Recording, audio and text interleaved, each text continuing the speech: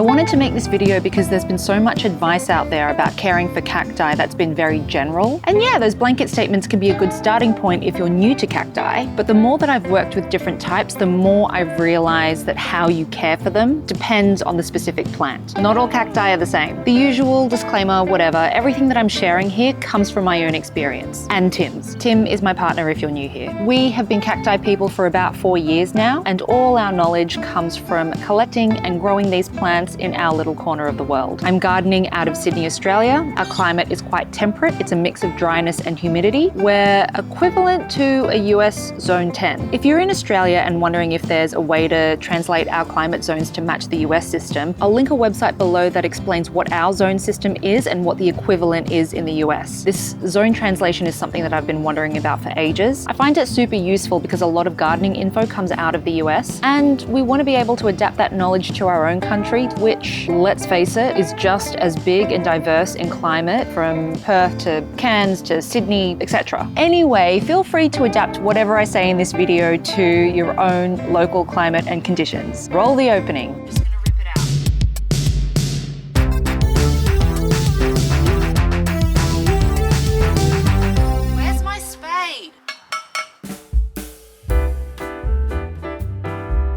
I'd say that it's a pretty general belief that all cacti are like sun-loving plants, that they all thrive in full direct sunlight, but this isn't always the case. I used to think, wouldn't it be great if all of my cacti and succulents could soak up 12 hours of direct sun every single day? I mean, isn't that what they get in their natural habitats? But not all cacti are created equal when it comes to their sun tolerance. I also used to think that full sun meant from sunrise to sunset, and yes, I'm aware that those times can vary depending on where you are in the world. In gardening terms, full sun means about 6 hours of direct sunlight each day. And while this may be ideal for most cacti, the reality is a little bit more nuanced, especially when it comes to different types of species. I'm pointing to this little fussy one here. Quite a few of our blue cacti have been struggling with the sun exposure that they're getting in this garden. This is a Metillocactus, and you can see the effects of excessive sun exposure as discoloration on the surface of this plant. This was a healthy blue-green, but now you can see those pale yellow marks. We thought for a brief nanosecond that it could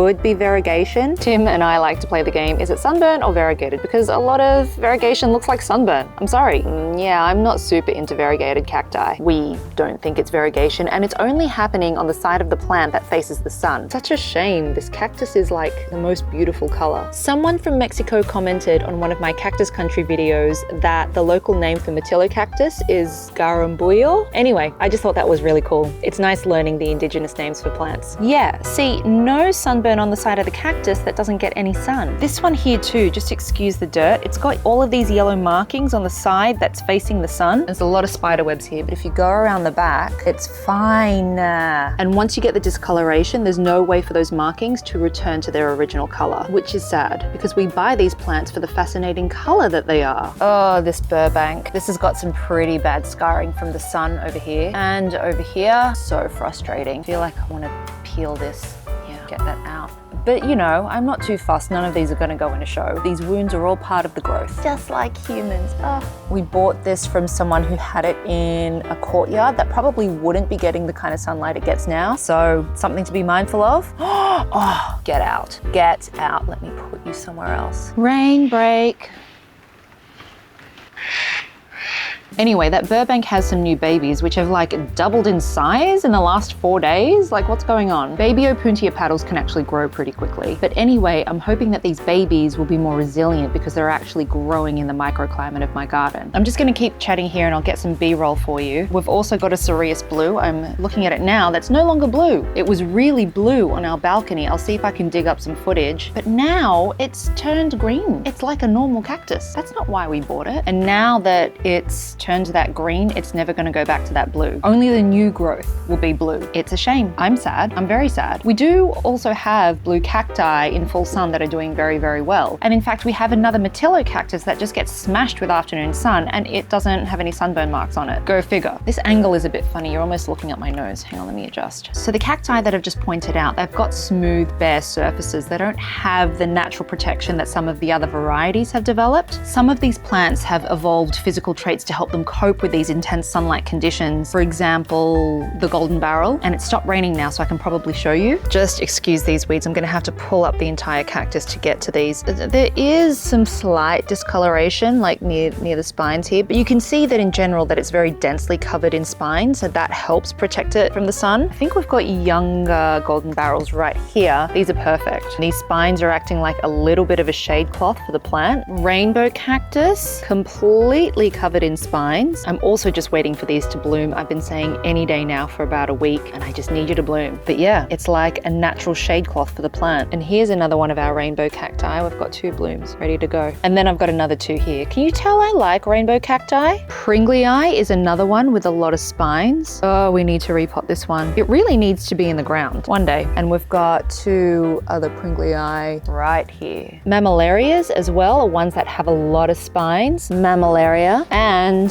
Mammillaria. Cacti that are hairy, we've got quite a few of them here. Like that's one there. That's a Mammillaria. But oh, of course, this tall one here. I think this is a Lanata espestoa or something like that. So the white hairs reflect or refract sunlight. I don't know, I'm not a scientist. And it reduces the risk of sunburn.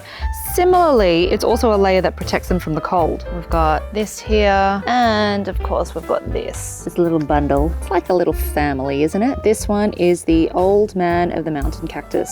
So, you know, if you want to save yourself the heartache of seeing a beautiful Burbank or a Garambuyio, aka Matillo cactus, get scarred from sunburn, maybe opt for one of the cacti that have that natural protection. Or you can go to Bunnings and get a shade cloth. As someone who values the aesthetics of a space, I have refused to use a shade cloth from day one of growing plants. I mean, the flip side is that now some of my plants are getting sunburnt, so I don't know, I may need to consider one for this summer. Maybe. I really don't want to. They're just so unappealing. Most of the time they're draped over plants like sagging sails on a ship. I've yet to see one that is beautifully and naturally integrated into the design of the garden. Trees can offer dappled shade. I guess that's a more permanent solution though. Oh, I don't know, that's a problem for future shy. The cacti in our garden that do really well in full sunlight, and I'll give you B-roll shots of these when I can get them in better light, are things like Ferrocactus, Ferrocactus hystrix, the fishhook cactus, which is another ferrocactus, Ferrocactus robustus, and the fire barrels, little tiny fire barrels that we got from Cactus Country, and Cactus Anonymous, I think. Blue barrel, I think, is the ferrocactus. Chichipi cactus is also doing well, and the Mexican fence posts are really super hardy. And the fence posts don't have any protective covering of spines or hair, and they do fine in our garden anyway. One crucial thing to consider about our specific climate is the intensity of the Australian sun. It's not necessarily hotter than in other parts of the world. Like, it can get really hot in January and February. I think in America's southern states, like, you folks get some wildly hot days, possibly hotter for longer than here in Sydney. But anyway, the sun here is a lot harsher because of a thinner ozone layer in this part of the world, and that just allows for more UV radiation to get through. And this can lead to more rapid sunburn, not just for people, but also for plants. The best thing that you can do is to watch your cacti. As I said, unfortunately, you can't reverse sun damage, but you can move the plant to a shadier spot so that the sunburn doesn't spread. I really wanted to get this whole thing filmed today, but it was raining so much and it just didn't happen. It's getting dark and this footage is probably going to start getting really grainy soon, so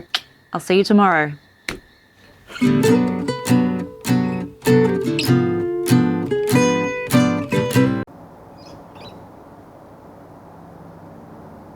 Cold again, guys. I'm getting tired of this weather. It's mid-October, and I know that some of you are from places that are dealing with much colder temps in the winter, but let me tell you something about winter in Australia. It may not get as cold, Celsius, Fahrenheit wise, whatever, but we do not know how to insulate the interior of a house. It is a known fact. There are people from Scandinavia, Canada, Europe who have all confirmed this on YouTube. Nothing is colder than the interior of an Australian house in winter. Facts. Do your research. I've got like 3 layers on as well right now. Right, what were we talking about? Water. The idea that cacti require very little water is not true. It's just not true. Cacti absolutely need water to be healthy and thrive. It's just that their biology has evolved to allow them to store water for long periods of time. This doesn't mean that they don't need water. They're just better equipped to handle dry spells. In drier climates, cacti will use up their water reserves a lot quicker, which means that it's essential to provide them with occasional deep watering. In more humid climates, you'll probably water less frequently due to a slower evaporation rate. And because because water retention is tied to soil, in those cases, you'll probably benefit from putting the cacti in a more grittier mix. More on that later. Also, just because a cactus gets rained on doesn't necessarily mean that it's been thoroughly watered. A light shower might only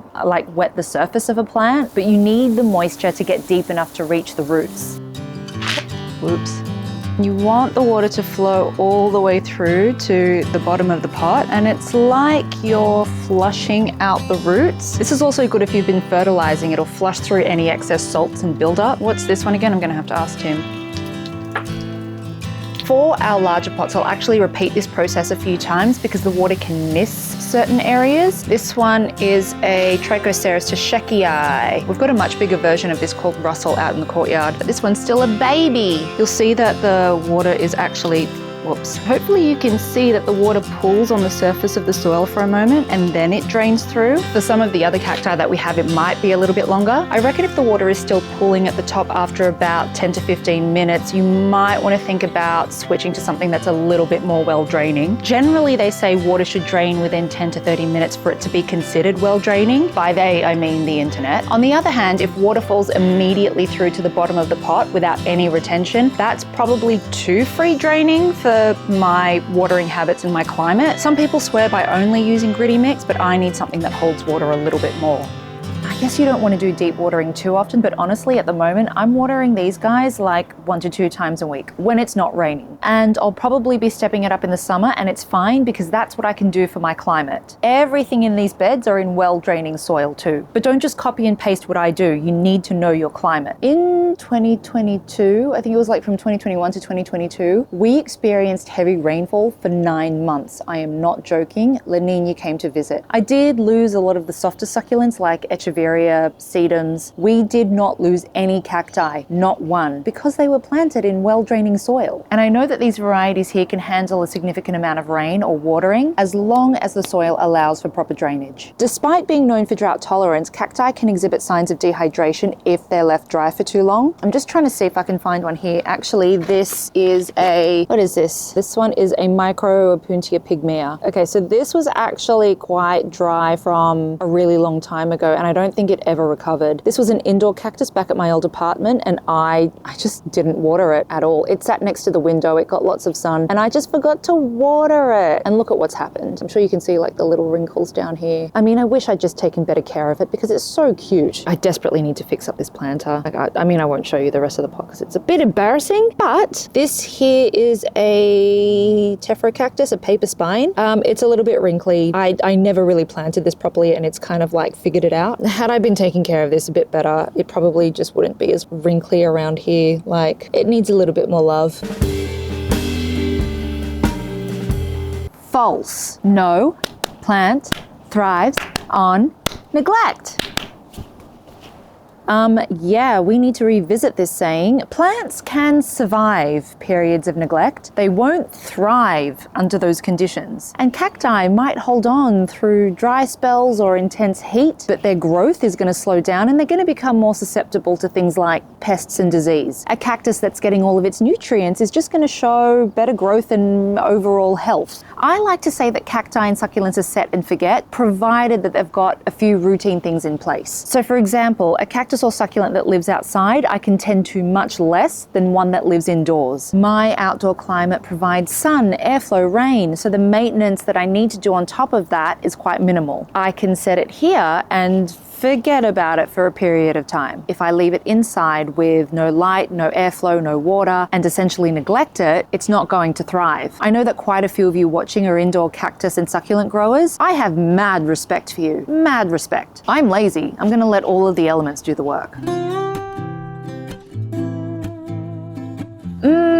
My vibe is that cactus potting mix is generally a good go-to, but it's not always essential. And again, guess what? It depends on climate and the variety. So of course, it's not a hard and fast rule. In our experience, some cacti can adapt to a wide range of soils. And let me say it again and again and again, different varieties and different climates will handle different types of soil compositions. Let me show you an example. So we have a collection of Copiopoa here. Copiopoa Copiapoa, Copiapoa, Copiapoa, Copiapoa, Copiapoa, Copiapoa, and Copiapoa. All of these are in substrate that are like 80% rocks. And that's what these type of cacti prefer because that's their natural habitat. They're really cool. Not a Copiapoa, but these blooms are spent, and they're not ready to come out, are they? No.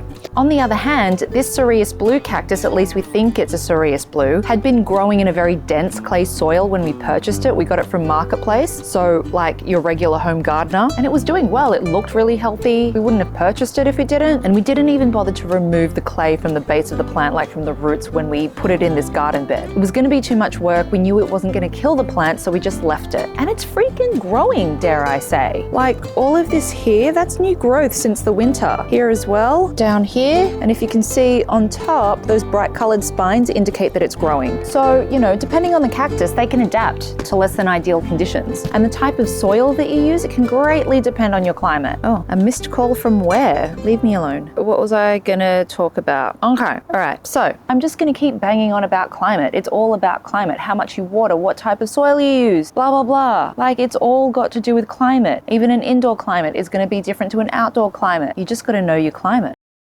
You just gotta know your climate.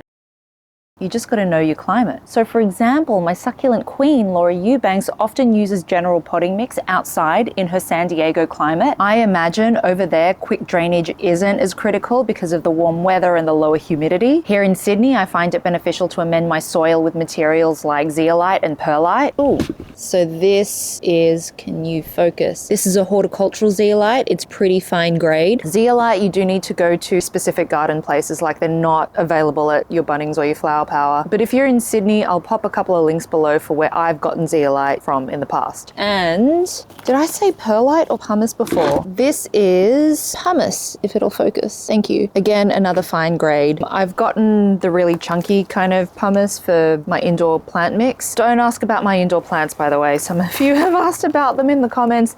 No, full neglect. Full neglect. There's very few things still alive. Anyway, we're not talking about indoor plants. So yeah, pumice. This has moisture retaining properties, but because it's also like a kind of gritty material, it provides drainage as well. So, you know, just as long as the cactus isn't sitting in water, you're good to go. If you're in a more humid climate, it's probably better to make your soil more gritty or more coarse. It'll help prevent the water from lingering around the roots for too long, which will reduce the risk of root rot and like fungal issues. You can add zeolite, you can add pumice. I mean, pumice is moisture retaining, so maybe just experiment with that, but like rocks, and you can even add perlite. I don't use perlite anymore. Some people swear by it, but it's just my personal preference. I'm just constantly finding that it floats to the top of the substrate no matter where it is in the mix, and you'll get it kind of like blowing all over the place. Anyway, you do what you want. It wasn't for me. And I don't like buying too many different kinds of materials. Like the zeolite and the pumice, they work for me fine. I don't want to fuss too much. I've got a life to live, you know? Oh gosh, that wind is really cold. So that gap up there, that's where the Matillo cactus that I showed you earlier on in the video, the one with sunburn, that's where that used to sit. So we're just moving it to a different spot to see if it stops burning, essentially. Mostly true, but like I've said with everything else in this video, there are exceptions. If you want to know why cacti can be so expensive, it's because certain species can take years to reach maturity. And this is true for a lot of the desert varieties that can survive on minimal resources. I mean, of course, you've got your jungle cactus, which will be more fast growing, like your Ripsalis and Christmas cactus and things like that. I don't have any Ripsalis. I think I've got a dead one in my office. Technically zero. I have zero like jungle cactus. Some of what we've got here in the garden would classify as more tropical type cactus, not like rainforest tropical, but they kind of grow in like slightly more humid type climates than your desert, you know? That's another myth. Not all cacti are desert plants. Anyway, I'm talking more about your conventional idea of a cactus, like this one right here, the old man of the mountain, a South American cactus. Oh gosh, my aeoniums are like loving this weather. This sunburst here is looking really good. What was I talking about? Why do I keep getting sidetracked? Blah, blah, blah, blah, blah. Fast growing, more conventional type cactus. Apple cactus. Oh my God, apple cactus. Cereus peruvianus. This one is super common to see around Sydney, and they're like massive. I reckon drive into any suburb, maybe not the trendier inner city suburbs, but definitely in the suburbs. It's super, super common to see like a massive apple cactus tree, bush thing, like, they're just so big. They will bush out, they will grow giant, they will impede on the structure of the house. Just a massive stand of apple cactus that will remind me of the scale of cactus country. I don't know how it's not a weed, like it could be, and I just don't know. Another one is the Opuntia prickly pear, and I have one. Let me see if I can bring it over here. But I couldn't lift it, so yeah, here it is. This was the first cactus we ever owned. Tim bought it for me right at the top of lockdown, and it's actually classified as an invasive weed in some Australian states, including the one that I live in. It grows really aggressively that it's actually prohibited from being sold. Now, we didn't know about this restriction when we first bought this, but we've got it now, so we're keeping it. I remember that there was this massive Opuntia that was growing in a backyard near our old apartment. It was towering over the back of the fence, and you could see that it was getting cut down quite regularly, but new growth was like always springing up, and it was always fruiting as well. Yes, you can eat the fruit and you can eat the petals too. If you go to Cactus Country in Victoria, and I have done 2 videos on this spectacular cactus garden, they have cactus cake and cactus ice cream made from Opuntia fruit and petals. And I do consume both of those things in the videos. They're good, they're really good. Well, friends, I hope that you found some of that helpful, especially if you're figuring out how to care for your own cacti. Just remember that every plant, every garden is a little different. So don't be afraid to experiment and adjust things based on your own climate and conditions. Are there any other cactus myths that you have debunked from your own experience? Let me know. I want to know. Thanks for watching, and I'll see you in the next one. And hopefully spring would have sorted itself out by then. Happy planting.